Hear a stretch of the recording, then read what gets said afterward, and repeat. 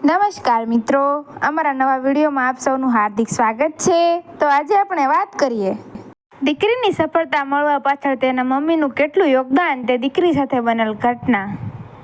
મમ્મીજી, કામવાળી નથી આવી તો હું બધું કામ કરી લઈશ, પણ મારી દીકરી ભણવાનું છોડીને રસોડામાં નહીં આવે. અક્ષરાની આ વાત સાંભળતા જ આખા ઘરમાં સન્નાટો છવાઈ ગયો.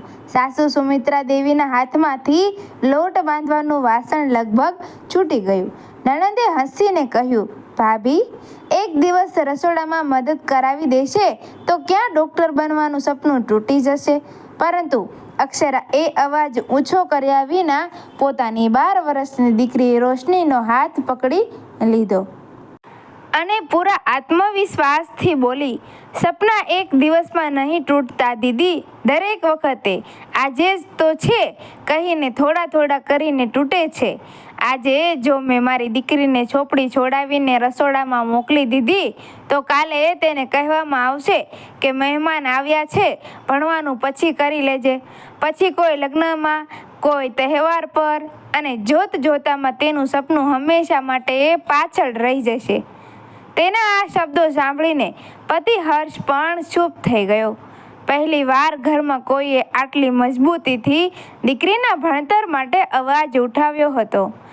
અક્ષરાની દીકરી રોશની ભણવામાં ખૂબ જ હોશિયાર હતી. તેનું સપનું હતું કે તે મોટી થઈને વૈજ્ઞાનિક બને. શાળામાં દરેક પરીક્ષામાં તે પહેલા નંબરે આવતી હતી. તેના વિજ્ઞાનના મોડલ જિલ્લા કક્ષા સુધી પસંદ થઈ ચૂક્યા હતા. પરંતુ ઘરમાં જ્યારે પણ કોઈ કામ વધી જતું ત્યારે સૌથી પહેલાં તેને જ અવાજ આપવામાં આવતો, રોશની, જરા રોટલી વણતા શીખી લે. રોશની, મહેમાનોને ચા આપી આવ. રોશની, રસોડામાં મમ્મીને મદદ કર. શરૂઆતમાં અક્ષરા વિચારતી હતી કે થોડું ઘણું ઘરકામ શીખવું ખોટું નથી, પણ ધીમે ધીમે તેણે જોયું કે તેનો દીકરો વ્રજ ક્યારેય બોલવામાં ન આવતો. તે પોતાના રૂમમાં આરામથી મોબાઈલ ચલાવતો રહેતો, જ્યારે રોશની પોતાના પુસ્તકો બંધ કરીને રસોડામાં ઊભી રહેતી. આ ભેદભાવ અક્ષરાના મનમાં ખટકવા લાગ્યો.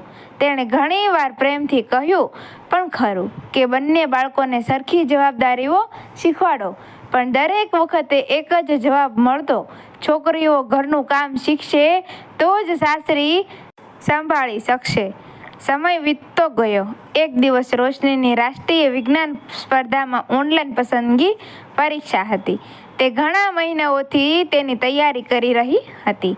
એ જ સવારે ઘરમાં કામવાળી ન આવી.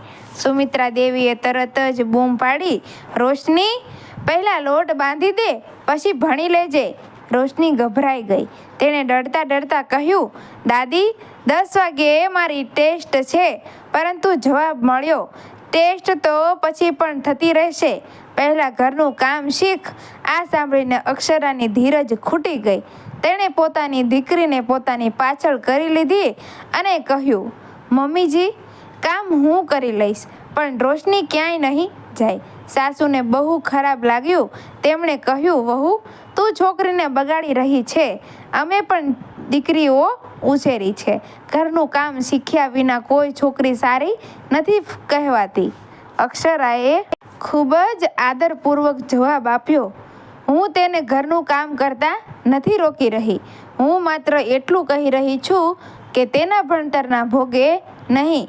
તેણે જમવાનું બનાવતા પણ શીખવું જોઈએ, પણ એટલું જ જેટલું વ્રજ શીખશે. જો ઘર બધાનું છે તો જવાબદારી પણ બધાની રહેશે. ડ્રોઈંગ રૂમમાં બેઠેલા સંબંધીઓ પણ પોતાનો અભિપ્રાય આપવા લાગ્યા. કોઈએ કહ્યું, આજકાલની વહુઓ દીકરાઓને માથે ચડાવી દે છે, તો કોઈએ કહ્યું, આટલું ભણીને શું કલેક્ટર બની જશે. આ સાંભળીને રોશનીની આંખોમાં આંસુ આવી ગયા. તે ચૂપચાપ પોતાનું બેગ લઈને રૂમમાં જવા લાગી. ત્યારે જ અક્ષરાએ તેનો હાથ પકડી લીધો અને કહ્યું, બેટા, આજે તું તારી ટેસ્ટની તૈયારી કરીશ, બાકી બધું હું સંભાળી લઈશ. આ પછી અક્ષરા એકલી આખા ઘરના કામમાં લાગી ગઈ. તેણે કચરો કાઢ્યો, પોતું કર્યું, જમવાનું બનાવ્યું, વાસણ ધોયા અને મહેમાનોની પણ આગતા સ્વાગતા કરી. બપોર સુધીમાં તે થાકીને છૂર થઈ ગઈ, પણ તેણે એક વાર પણ રોશનીને ન બોલાવી. બીજી તરફ રોશનીએ શાંતિથી પોતાની ટેસ્ટ આપી. સાંજે પરિણામ આવ્યું. રોશની સમગ્ર રાજ્યમાં પ્રથમ ક્રમે પસંદ થઈ હતી અને હવે તેણે રાષ્ટ્રીય સ્તરની સ્પર્ધામાં જવાનું હતું. શાળાના આચાર્ય ખુદ મીઠાઈ લઈને ઘરે પહોંચ્યા.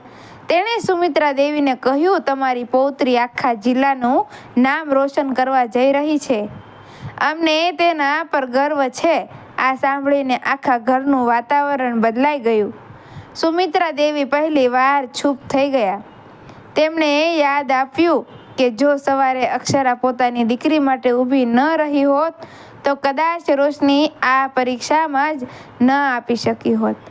તે જ રાત્રે સુમિત્રા દેવી ચૂપચાપ રોશનીના રૂમમાં ગયા.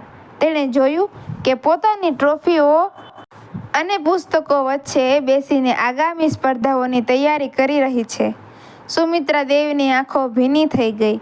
તેમણે ધીમેથી કહ્યું, બેટા, મને માફ કરી દેજે. હું સમજી જ ન શકી કે તારા હાથમાં વેલણ પહેલાં પુસ્તકો હોવા જોઈતા હતા. રોશની દોડીને પોતાની દાદીને ભેટી પડી. અક્ષરા દરવાજા પાસે ઊભી રહીને આ બધું જોઈ રહી હતી. તેની આંખોમાં પણ ખુશીના આંસુ હતા. બીજા દિવસે સુમિત્રા દેવીએ આખા પરિવારને બોલાવ્યો અને કહ્યું, આજથી આ ઘરમાં એક નવો નિયમ હશે. ઘરનું કામ માત્ર છોકરીઓ નહીં કરે, વ્રજ પણ પોતાની બહેનની જવાબદાર કામ શીખશે અને કોઈ પણ બાળકના ભણતરને ઘરના કામના લીધે રોકવામાં નહીં આવે. વ્રજ હસીને કહ્યું, દાદી, આજથી હું પણ મારી પ્લેટ જાતે ધોઈશ અને રજાના દિવસે રસોડામાં મમ્મીને મદદ કરીશ. થોડા મહિનાઓ પછી રોશની રાષ્ટ્રીય સ્પર્ધા જીતીને ઘરે પાછી ફરી. મીડિયાવાળા તેનો ઇન્ટરવ્યૂ લેવા આવ્યા. એક પત્રકારે પૂછ્યું, તમારી સફળતાનું સૌથી મોટું કારણ શું છે? રોશની મલકાઈ અને બોલી, મારી માં. કારણ કે જે દિવસે બધાએ કહ્યું હતું કે રસોડામાં જા, તે દિવસે તેમણે કહ્યું હતું, મારી દીકરીની જગ્યા આજે તેના પુસ્તકો છે. જો તે દિવસે મમ્મી ચૂપ થઈ ગયા હોત તો કદાચ હું આજે અહીં ન હોત. આ સાંભળીને કેમેરાની સામે ઊભેલી અક્ષરાની આંખોમાંથી આંસુ વહી નીકળ્યા. સુમિત્રા દેવીએ બધાની સામે પોતાની વહુનો હાથ પકડીને કહ્યું, તે દિવસે મને લાગ્યું હતું કે મારી વહુ ઘરના નિયમો તોડી રહી છે, પણ આજે સમજાયું કે તે મારી પૌત્રીનું ભવિષ્ય બનાવી રહી હતી. તે દિવસે આખા પરિવારે એક વાત હંમેશા માટે શીખી લીધી, દીકરીઓને રસોઈ શીખવાડો, પણ તેના સપનાઓની કિંમત પર નહીં. અને જે નિયમ દીકરી પર લાગુ પડે તે જ નિયમ દીકરા પર લાગુ પડે. તો જ પરિવાર સાચા અર્થમાં સમાનતા શીખે છે. મિત્રો, વિડીયો ગમ્યો હોય તો વિડીયોને લાઈક કરજો, શેર કરજો અને અમારા આવા જ નવા વિડીયો જોવા માટે અમારી ચેનલને સબસ્ક્રાઈબ કરી દેજો. તમારો આ વિડીયો વિશે શું કહેવું છે કમેન્ટમાં જરૂરથી કહેજો. તમારો ભાઈ બહેનનો સંબંધ કેવો છે એ પણ કોમેન્ટમાં જરૂરથી કહેજો. ધન્યવાદ. રાધે રાધે.